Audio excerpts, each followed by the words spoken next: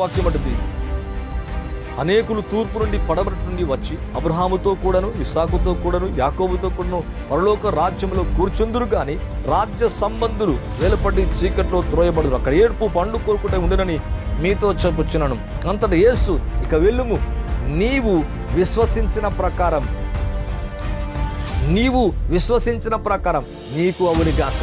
Live చూస్తున్న మీ జీవితంలో నీ విశ్వసించినట్లుగా ఏదైతే వాక్యం నీతో మాట్లాడుతుందో, ఏదైతే ప్రభు నీకు వాగ్దానం ఇచ్చాడు, ఏదైతే ప్రభు నీ జీవితంలో నీ సమస్యలు తెలియచేశాడు, నీ కష్టములు తెలియచేశాడు, దాంట్లో జీవముంది, బ్రతికిస్తుంది పిల్లరా.